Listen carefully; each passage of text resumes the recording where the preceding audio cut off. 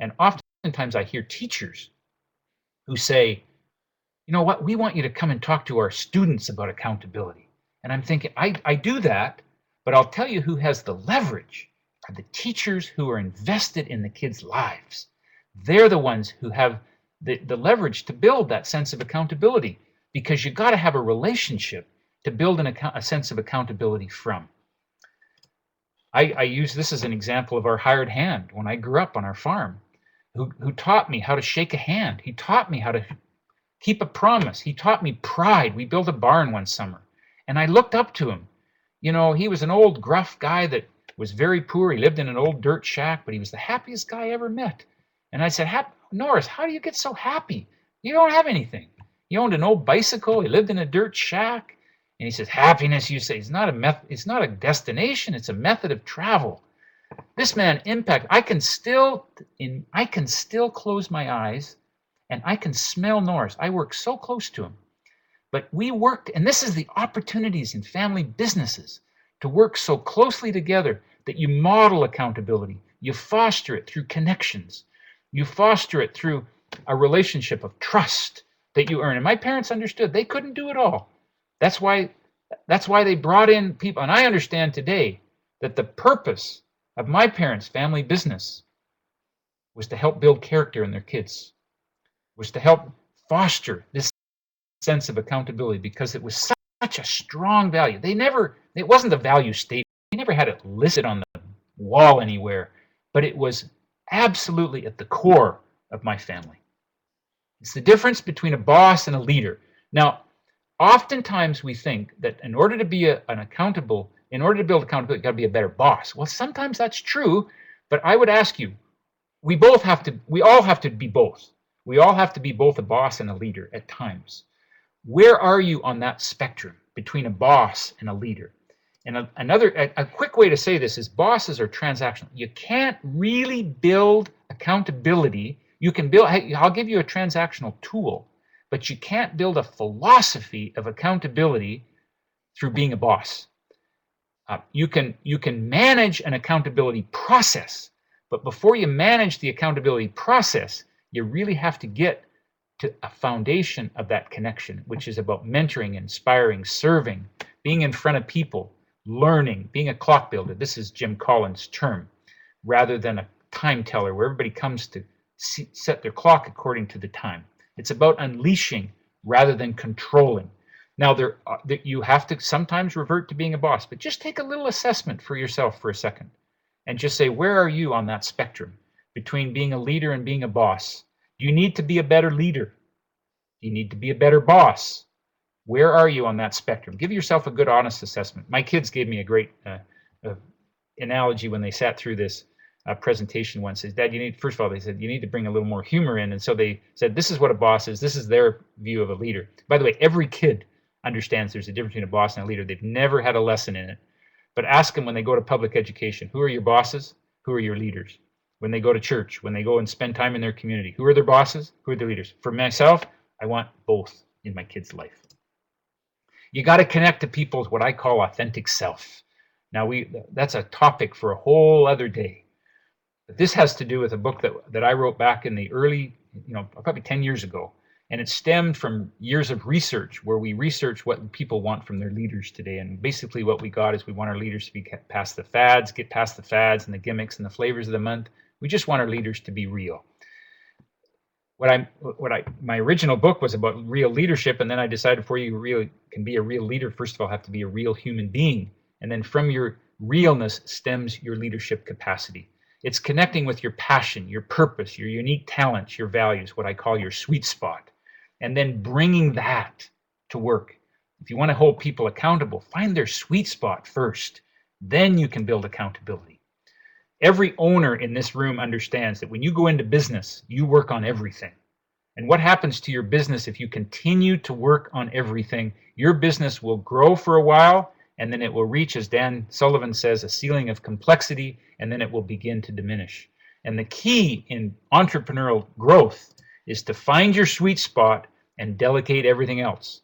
And that's my philosophy. If you want to get engaged as a business owner, you find your sweet spot and delegate everything else. The key to building an accountable culture is to find people's passion, purpose, unique abilities, and then integrate that into accountability where you're producing results, bringing value, serving the interest of the family and your business, and then integrate that with authenticity. Then you'll have a much higher chance of having the accountability stick. Accountability without connection is compliance.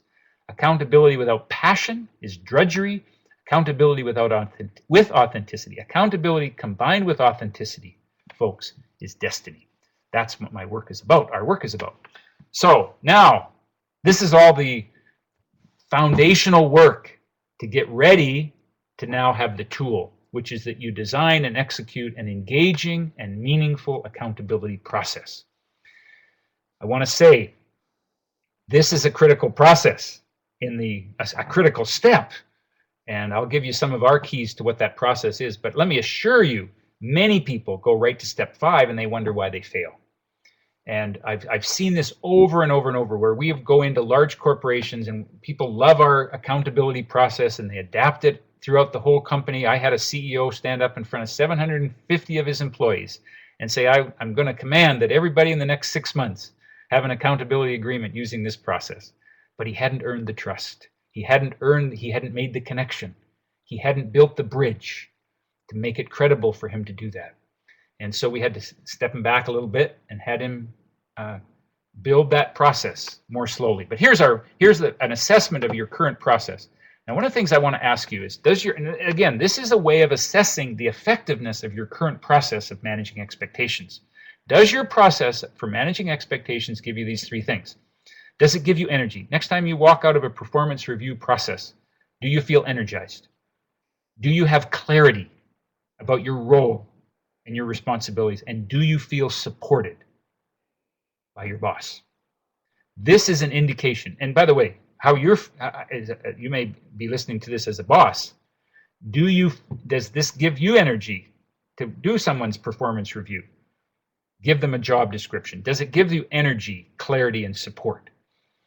And these are my criteria. So if you have a process that currently is resulting in these 3 things, energy, clarity, and support, then by gosh, continue it, because you're doing something right. And go back and appreciate your team.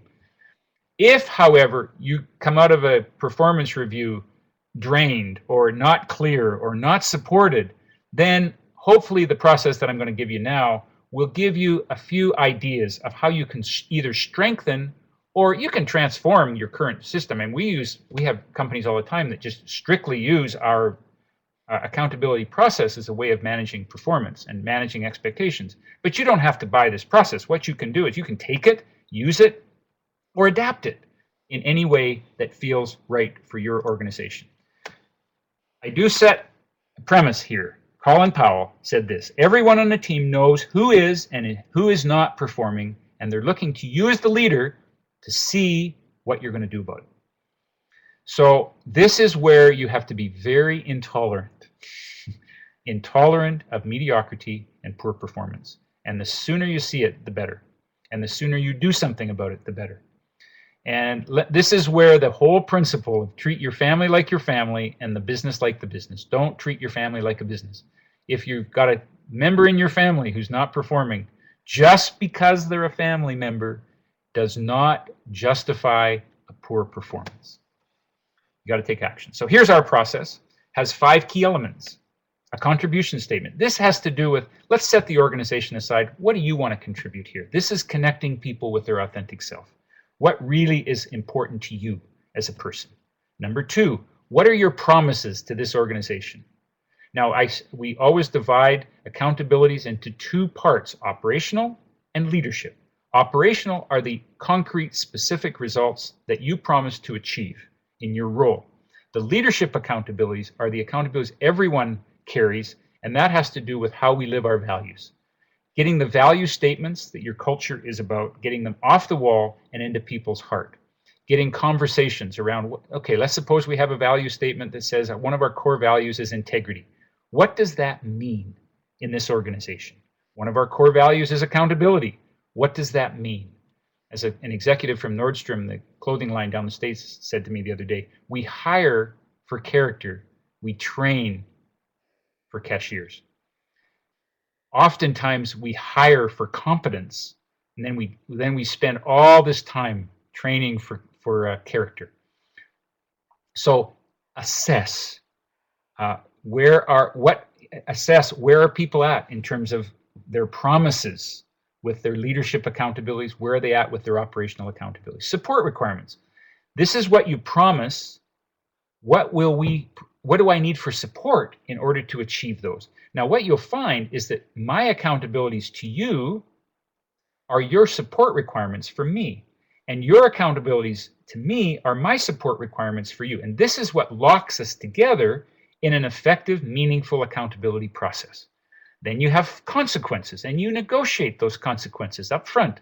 The earlier on you can negotiate consequences, the better. With no consequences, no accountability. You negotiate that before the project starts to say, this is, again, start with positive consequences. When you achieve your goals, what would you like? What are your expectations? What are your rewards? How can we make sure that we give you what you need in terms of, what really matters to you? And then have a follow-up plan in terms of how often do we need to meet. Now, I just have an example here from the book. It's one of my favorite accountability agreements, because what we do now is we actually go into universities and we teach university students how, in their job interviews, to write an accountability agreement. Take an accountability agreement in with them for their job interview. And where I learned this was from my 18-year-old daughter, who years ago, she's now 30, my then 18-year-old daughter wrote this accountability agreement that we've had in our book. And I just want to share with you what she has to say about this. This is her contribution statement. And by the way, this is an 18-year-old going in for a job interview. I intend to add value and contribute to the profitability of your company. I'm personally committed to bring a positive, self-responsible attitude to work. I'm personally accountable for being on time for work every day, for bringing a positive attitude to work every day, to fulfill my accountabilities. I'm here to add value, not just time. To be eager to learn and to enhance my skills, to work in a cooperative manner with all employees, to serve the customer to the best of my ability, being a hardworking, reliable, honest employee, to being creative and self-motivated, to working late when needed to achieve my accountabilities. Then she had some ways of measuring that and some goals. Now, I'll take a little bit of credit because she did go through one of my accountability programs and I helped her write this. But here's her support requirements. I want you to trust me, although I realize I have to earn that trust. I want you to be willing to give me feedback as much as possible. And I want your patience, as I have a lot to learn. And I'll make mistakes every once in a while. Here's her consequences. I take personal satisfaction in knowing I'm doing a job to the best of my ability, and my raises should be conditional on the value that I bring to your business. Now, folks, she got a job in 5 minutes. I got a call 5 minutes later from her boss saying, would you come in and talk to our company about accountability agreements? This guy was so wowed. Okay? Anyway, that's the process. Now, we could spend a day just ironing out that process. But compare these key elements to the elements that you use. What are the elements that you have that may be missing in your current accountability agreement if it's not engaging? Do you have a clear statement of support? This is oftentimes missing in many accountability agreements. Consequences early on. Usually we don't talk about consequences until it's way downstream. So, folks, in summary, how do you cultivate an accountable culture? You hire the right people, you shine a light on it, you inspire people, you connect, and then you follow through with an effective accountability process.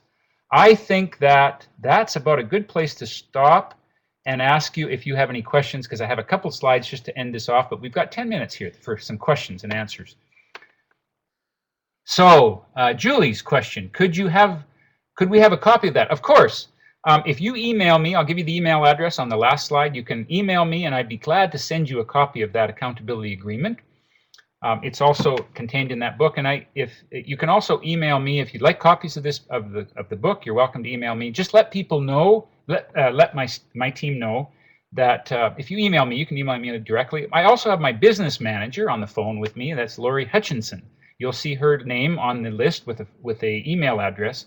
And you can email any of us, either my email address or Lori, and ask for a copy of my book, or ask for any of the copy of my slides or any of the statements that I made in here that aren't necessarily on the slides. Yes, 2 people have asked me, both Sheila and Julie have asked me for my copy of my daughter's accountability agreement. Be glad to pass that along to you. Any other questions?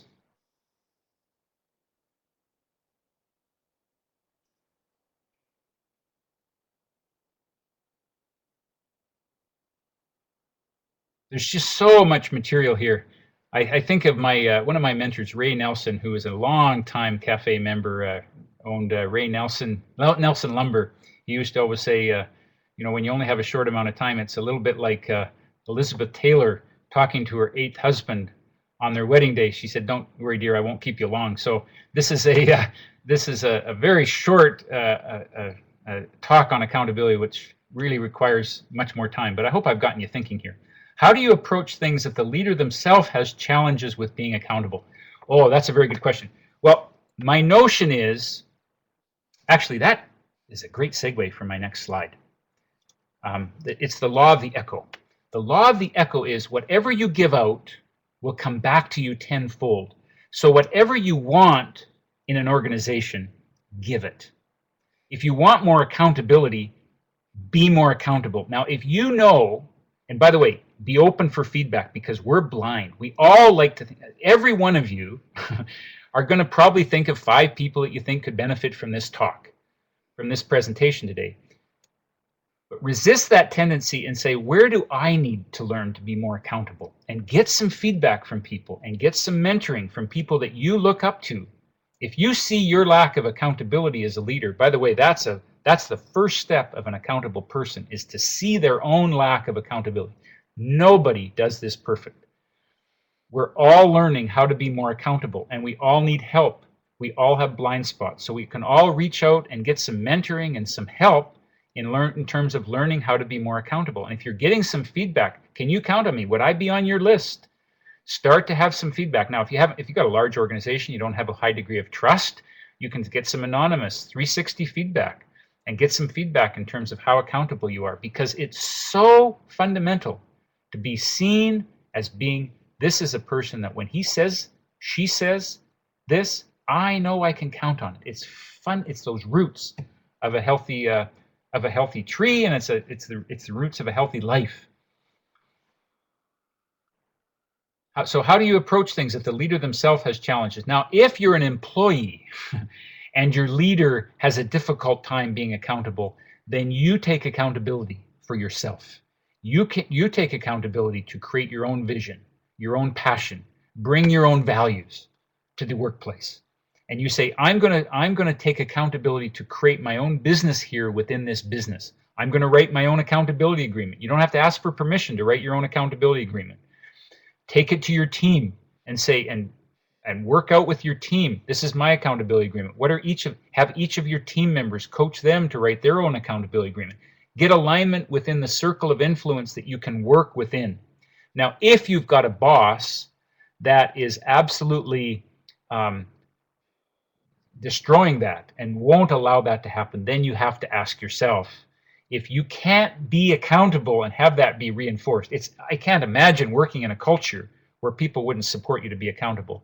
But if you have a misalignment around values, then you really have to take accountability and say, you know what, I can't stay here. This is what we often see in family businesses, where for years, dad holds a carrot right in front of their kids and say, one day this place is going to be yours, but he's not clear, she's not clear about, your parents aren't clear about what this place is and what one day is.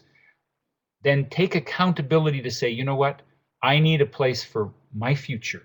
Because your first responsibility when you get your first accountability, and I use those two words interchangeably for want of simplicity, but if your first obligation when you get married is to the loyalty of your wife, and if you're finding, and your spouse, if you're finding that you can't really live your values and find your passion within the system that you work in, then take accountability to say, you know what, maybe you got to move on.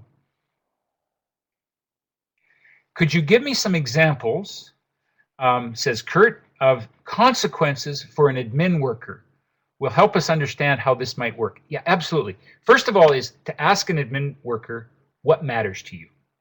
What's important in your life? What really matters? Now, maybe, see, because the whole formula for consequences is that somebody can't give those to you. This is what we often do, is we give an Employee of the Month award as a positive consequence, but we don't know that that's an important reward for everybody. So you really have to sit and talk with this administrative assistant, admin worker, to say what matters to her. Maybe flex time. I want to be able to come and go as I wish. And we negotiate the needs of the organization with the needs of the employee, the needs of the admin worker. Say, well, you know what? Maybe there's some training courses, some development she'd like to take. These would be examples. Always start with positive consequences. Now, a negative consequence is, you know what? The positive aren't working. You're not performing well. Well, then first of all, I'd say, where's the passion missing? Where are you helping her with her values away from work? Where are you helping her with her passion away from work? And then what you also can say is, you know what? One of the negative consequences, you're going to have me on your back all the time if the performance isn't there, or you may not have a job here. But always start with positive consequences that come from what matters most to your employee.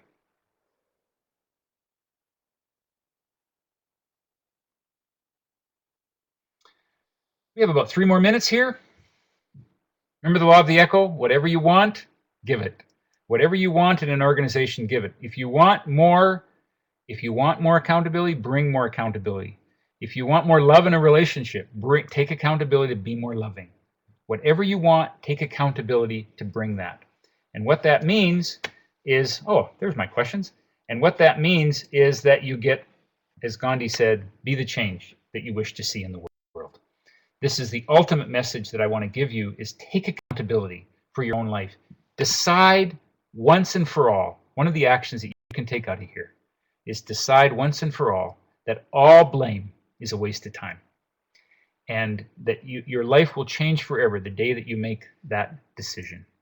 So a couple of messages that I'd like you to take home with. Number one, don't ever make a promise that you're not prepared to keep. Think very carefully before you make a promise. Write all promises down, because if they're not scheduled in your day timer, they won't happen. Whether it's electronic or whether it's a paper day timer, whatever process you use, make sure it gets scheduled. Scrupulously keep the promises that you make, and take ownership without blame, to take responsibility for being the kind of person that you know you want to be inside your organization. And you may or may not change the system, but you can always change yourself.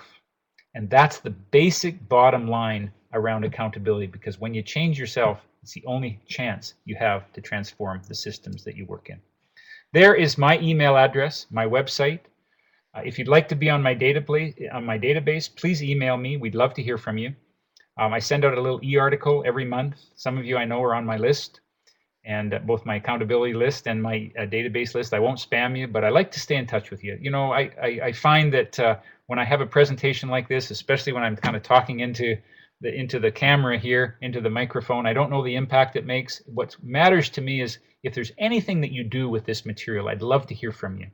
If you have any questions, I'd love to continue a dialogue with you and keep in contact with you. It's been a real privilege to spend this very short hour with you.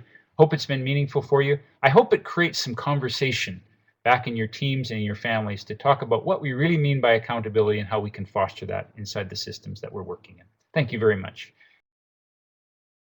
And Sheila, I shall now turn the time over to you.